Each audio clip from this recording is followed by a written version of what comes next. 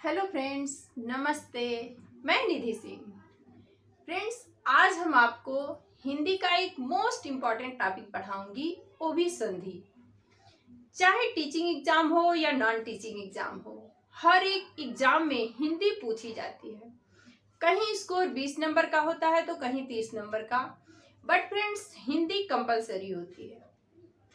चाहे UP TET हो, Bihar TET हो, सुपर टेट हो या यूपी लेखपाल हो या बैंक की कोई जॉब हो, हर एक जॉब में हिंदी कंपलसरी होती है। और जब हिंदी जहां पूछी जाती है वहां संधि ना पूछी जाए, ऐसा हो नहीं सकता। 1 नंबर का क्वेश्चन तो पूछेगा ही। आज हम संधि जानेंगे, क्या होती है संधि, के कितने प्रकार होते हैं, संधि कहते किसे हैं, ये सब कुछ समझेंगे। पहले हम देखते हैं संधि। तो संधि क्या होती है? दो निकटवर्ती वर्णों का जो मेल होता है उसे ही हम क्या कहते हैं? संधि कहते हैं। ये परिभाषा हमने यहाँ लिखा नहीं है, बट आपको नोट करना है तो आप नोट कर सकते हैं कि दो निकटवर्ती वर्णों के मेल को संधि कहते हैं। और यदि दे दिया कि दो निकटवर्ती शब्दों के मेल को, तो वो समास हो जाएगा। यदि वर्ण दे तो संधि, शब्द दे तो समास। फिर हम जानेंगे संधि होती कितने प्रकार की है। तो फ्रेंड्स, संधि 3 प्रकार की होती है: स्वर संधि, व्यंजन संधि और विसर्ग संधि। ये तीनों ही संधि मैं आपको पढ़ाऊंगी, बट तीनों को 3 वीडियो में पढ़ाऊंगी।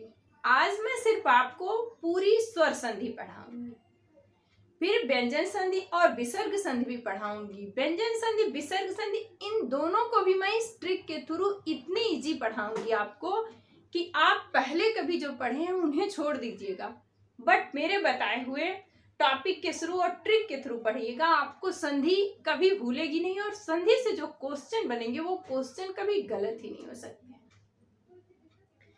पहले आज हम पढ़ेंगे स्वर संधि। तो स्वर संधि क्या होती है? तो जो 11 स्वर होते हैं, आ ई उ ऊ री ए ऐ ओ औ अंग, इन 11 स्वर वर्णों में से 2 वर्णों के मेल को ही हम क्या कहते हैं? स्वर संधि कहते हैं। और स्वर संधि होती कितने प्रकार की है? तो स्वर संधि पूरे 5 प्रकार की होती है। पहले दीर्घ संधि, फिर गुण संधि, फिर वृद्धि संधि, फिर यड़ संधि और फिर आयादी संधि। इन 5 ही संधि को मैं आपको पढ़ाऊंगी, वो भी एक ट्रिक के थ्रू इस कदर समझाऊंगी कि फिर आपको भूलेगा नहीं। आज हम पहले पढ़ेंगे दीर्घ संधि, उसके बाद गुण संधि, वृद्धि, यड़। इन दो संधि को एक साथ पढ़ाऊंगी, वो भी इसलिए पढ़ाऊंगी ताकि इन एक दूसरे से जो रिलेटेड रहते हैं वो आपको समझ में आते रहे और दोनों के बीच जो कंफ्यूजन होता है वो दूर होता रहे। पहले हम पढ़ेंगे दीर्घ संधि। स्वर संधि के डिफिनेशन आपको हमने बताया, बस स्वर संधि का डिफिनेशन उतना ही होता है। कभी कभी तो डायरेक्ट ही क्वेश्चन पूछ लेता है कि स्वर संधि कितने प्रकार की होती है। तो स्वर संधि के हमें 5 नाम याद रखने चाहिए। कहीं भी आपने पढ़ा हो, किसी से भी पढ़ा हो, उससे कुछ मतलब नहीं है, बट वीडियो को पूरी देखिएगा, स्किप मत करिएगा, फिर संधि कभी गलत नहीं होगी। ये मेरा आप लोगों से वादा है। किसी भी शब्द के बीच में, कहाँ? बीच में। जैसे 2 शब्द लिखा है, कोई शब्द किसी का नाम लिखा है या कमल लिखा है, तो कमल मैं बीच में। बीच में यदि बड़ी मात्रा किसे कहते हैं? जो हम इस तरह से लगाते हैं, और ऊ की, बड़ा ऊ की इस तरह से, छोटे ऊ तो इस तरह होता है ना, बड़ा ऊ।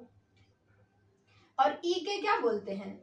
ये जो आ की मात्रा हम जैसे लिखते हैं का, तो क पे आ की मात्रा, तो लिखा है हमने किसी भी शब्द के बीच में यदि बड़ी मात्रा आए। बड़ी मात्रा कौन कौन सी है फ्रेंड्स? तो बड़ी मात्रा यही है।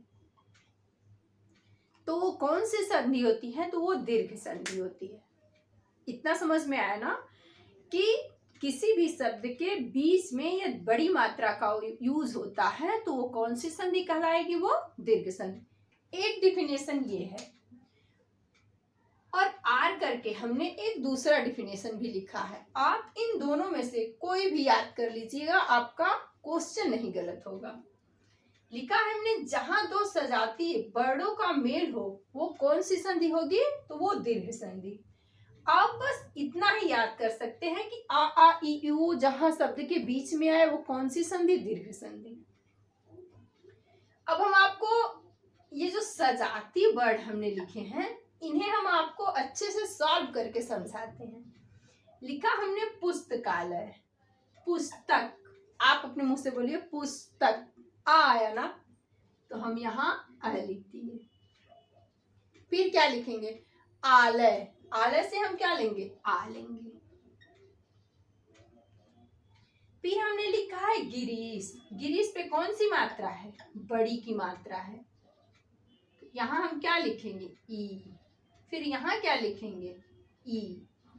फिर लिखा है भानुदय, भानु उदय से ऊ लिया हमने और उदय से ऊ लिया। आ मिलके क्या बन गया, आ बन गया।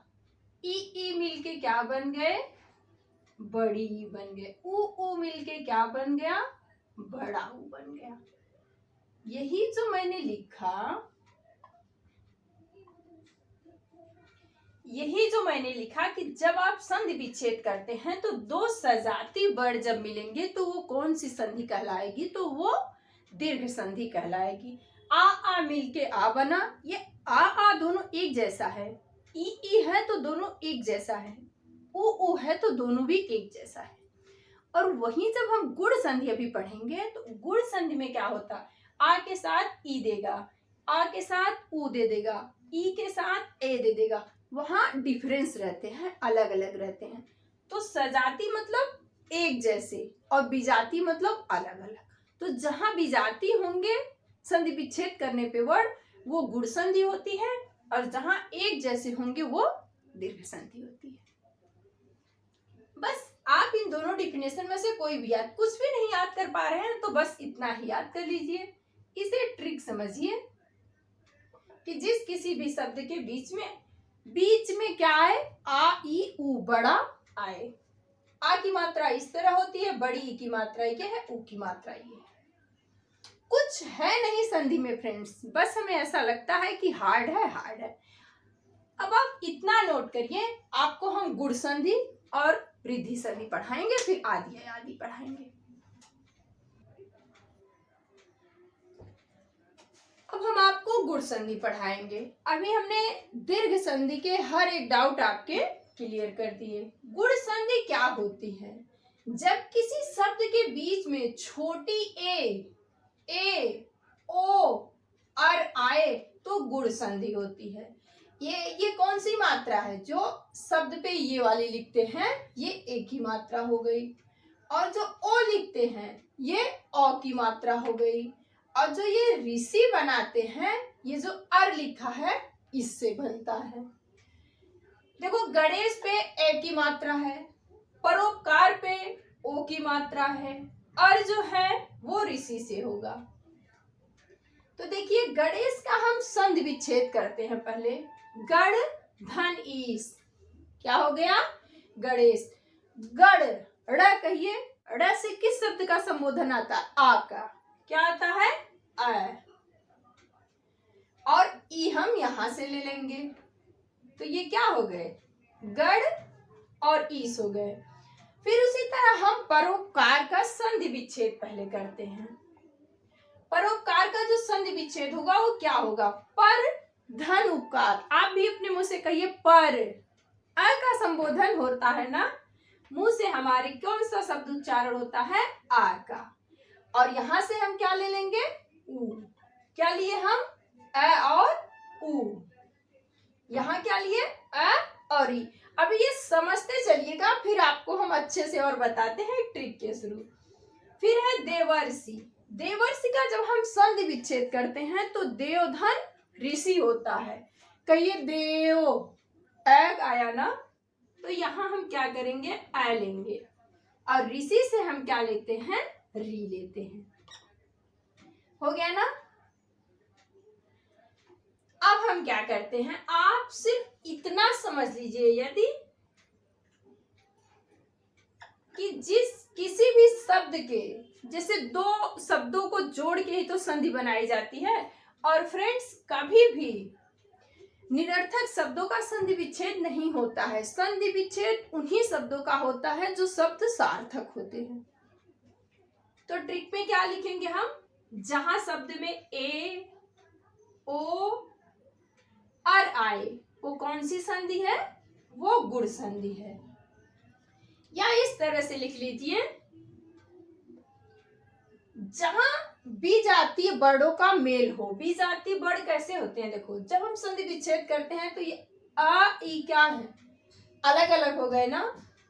आ उ क्या है? अलग अलग हो गए ना। आ री क्या हो गए? एक ट्रिक तो ये समझिए, दूसरी ट्रिक भी समझिए। जहां बीजातीय वर्णों का मेल हो, बीजातीय वर्णों का मेल हो, उसे कौन सी संधि कहते हैं? उसे गुण संधि कहते हैं। उसे गुण संधि कहते हैं। इससे पहले आपने बहुत बार गुण संधि पढ़ा होगा, पर आपको मैं एक नहीं दो ट्रिक समझा रही हूँ। इन दोनों ही ट्रिक में से आप कोई एक भी ट्रिक यदि याद रखते हैं, इनसे बनने वाले क्वेश्चन आपके गलत नहीं हो सकते, या जब भी आप संधि विच्छेद सॉल्व करेंगे तो आपके गलत नहीं होंगे। अभी हमने क्या समझाया आपको? सजातीय वर्णों का जहां मेल होगा वो क्या होंगे? दीर्घ संधि। और जहां बीजातीय वर्णों का मेल होगा वो क्या होंगे? गुण संधि। गुण संधि और दीर्घ संधि, ये दोनों याद करने के सबसे आसान ट्रिक यही है। संधि विच्छेद जब भी हम करेंगे तो बस इसी तरह से करेंगे, शब्दों को तोड़ देंगे। और जब शब्दों को जोड़ेंगे तो उनके जो बीच का अक्षर होता है उसी पे ए, औ और अर की मात्रा रहे तो वो कौन सी संधि है? गुण संधि। और जब ए बड़ी मात्रा है, किसी भी शब्द के बीच में यदि बड़ी मात्रा आती है तो कौन सी संधि होती है? दीर्घ संधि। बस अब गुण संधि और दीर्घ संधि आपको क्लियर हो गए हैं। सजाती वर्णों के मेल दीर्घ, बीजाती वर्णों के मेल गुण संधि। अब हम वृद्धि संधि पे पढ़ते हैं। वृद्धि से ही फ्रेंड्स पता चलता है, वृद्धि मतलब आगे एक कदम बढ़े होंगे। लोग बोलते हैं ना उनकी वृद्धि हुई है, तो एक कदम एक्स्ट्रा बढ़े होंगे तभी तो उनकी वृद्धि मानी जाएगी। तो हम देखते हैं, लिखा है जब किसी शब्द के बीच में दो मात्रा आए। क्या है? दो मात्रा। ए औ की। ए की मात्रा कौन सी है? ये वाली मात्रा है। और औ की क्या है? परमौषध। जैसे किसी भी शब्द के ऊपर इस तरह की मात्रा हो, ये क्या है? ए की मात्रा। और जब किसी शब्द के ऊपर इस तरह की मात्रा होगी तो वो क्या होती है? औ की मात्रा होती है। गुण संधि और वृद्धि संधि दोनों को एक साथ क्यों लिखा हमने? बस इसीलिए लिखा कि ये दोनों ही संधि एक दूसरे से मैच खाती रहती हैं। यदि गुण समझ में आ गया तो वृद्धि भी आपको समझ में आ जाएगी। गुण में क्या है? ए की मात्रा और ओ की मात्रा होगी। इसमें क्या है? ऐ और औ की। किसी भी शब्द के ऊपर ये दो मात्राएं होंगी, समझ लीजिएगा वो वृद्धि है। वृद्धि क्यों मान रहे हैं? क्योंकि गुण में एक मात्रा है और वृद्धि में दो, तो दो एक आगे बढ़ा ना, तो उसी वृद्धि कहते हैं ना। एक मात्रा गुण, दो मात्रा वृद्धि। जैसे हमने लिखा सदैव, सदैव का संधि विच्छेद कैसे करेंगे? सदा धन एव। सदा से कौन सा शब्द है? सदा, अ आया ना, और ए से क्या हो गया? आ प्लस ए, ये मिलके क्या बन गए? सदैव। यही मात्रा बनती है। उसी तरह हमने संधि विच्छेद किया एक का एक का, एक प्लस एक करके क्या बन गए? एक एक बन गए। परमौषधम, परमौषध, परम धन औषध, कौन सी मात्रा है? औ की मात्रा है। वही हमने आपको, ये ट्रिक समझिए या इस तरह ही याद कर लीजिए आप। ए मात्रा एक मात्रा तो गुण संधि, और ये दो मात्राएं तो कौन सी संधि? वृद्धि संधि। यही हमने आपको बताया। पहले भी बहुत बार आपने संधि पढ़ी होगी, पर ये दो दो ट्रिक जो एक एक संधि के बता रहे हैं ये आपको नहीं मालूम रहा होगा फ्रेंड्स। अब हम आपको यड संधि और अयादि संधि भी कुछ इसी तरह पढ़ाएंगे जिससे आपको ये भूले नहीं। बट फ्रेंड्स, आप ये जो ट्रिक मैंने लिखे हैं इन्हें नोट कर लीजिए, और ये जो मात्राएं लिखी हैं इसी की तरह आप इसको भी लिख सकते हैं।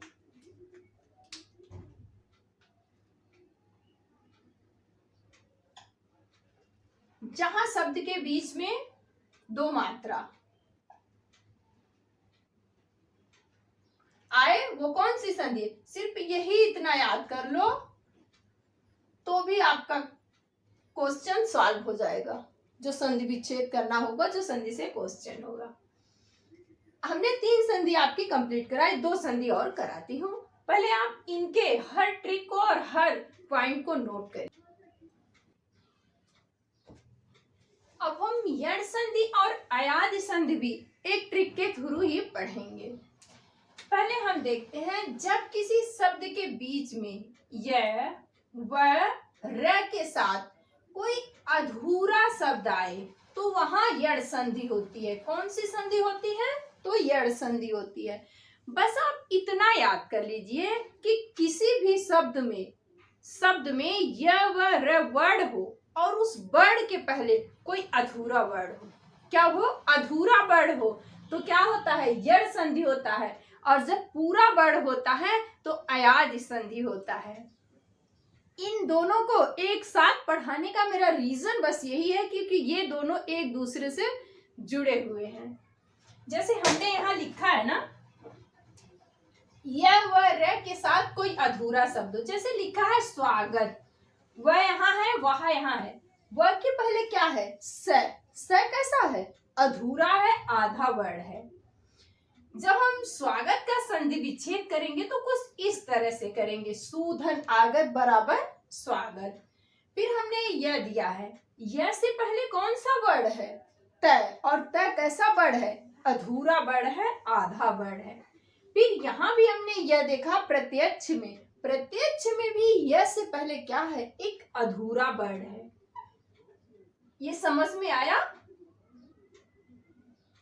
यह व र के पहले कोई भी अधूरा वर्ड हो तो आप तुरंत समझ लीजिए कि ये यड संधि है और तुरंत उस पे अपना टिक मार के एक नंबर इजीली गेन कर सकते हैं।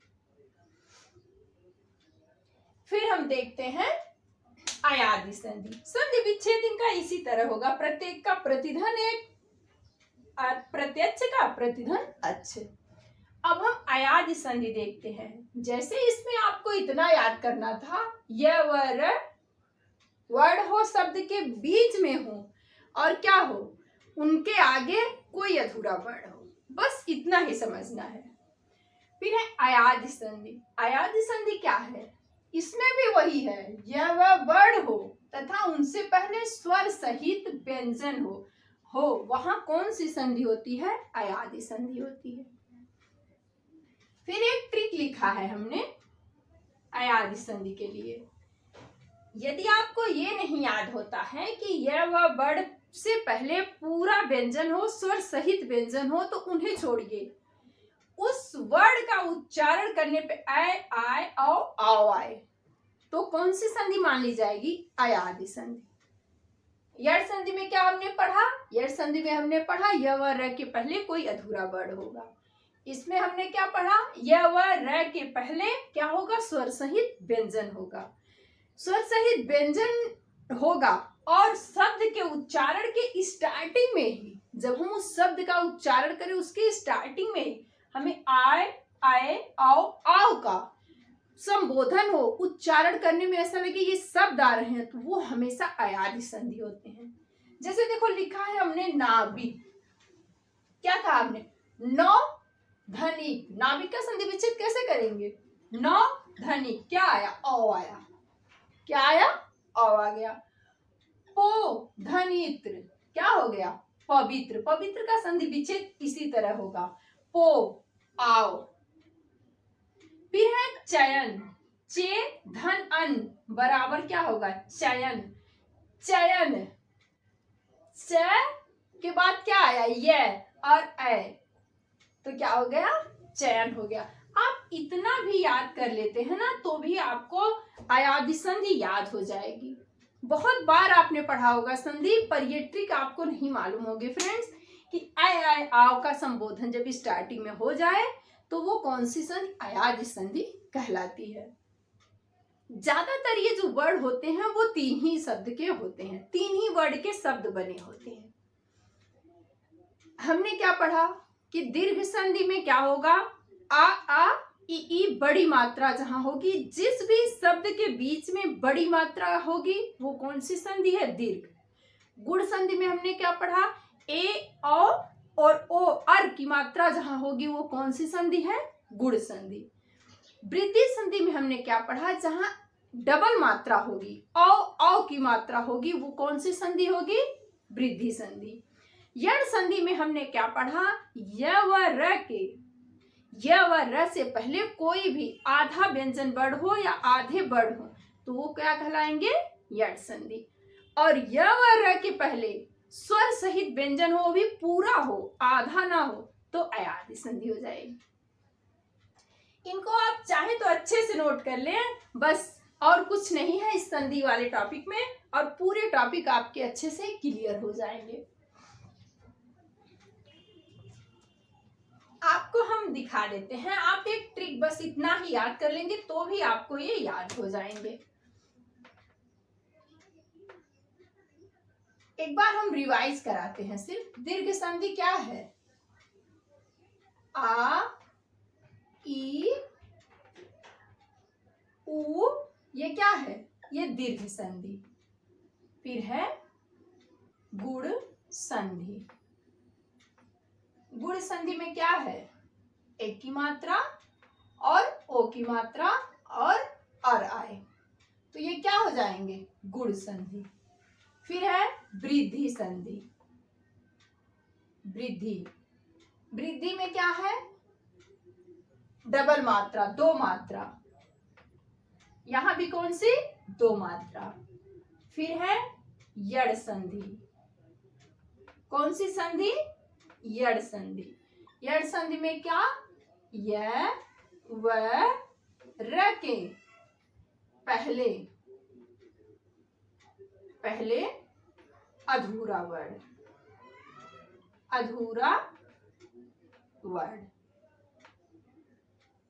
अधूरा वर्ण हो। फिर अयादि संधि में क्या है, अयादि संधि में क्या है, य व र के पहले स्वर सहित व्यंजन हो। उम्मीद करती हूँ फ्रेंड्स जितना समझाई हूँ अच्छे से समझ में आया होगा। यदि नहीं आया होगा तो वीडियो एक बार और देखिएगा, और यदि नए हैं फ्रेंड्स तो चैनल को लाइक शेयर और सब्सक्राइब करके रखिएगा, ताकि हम जो भी टॉपिक आप डिस्कस करें उसका नोटिफिकेशन आपको मिलता रहे।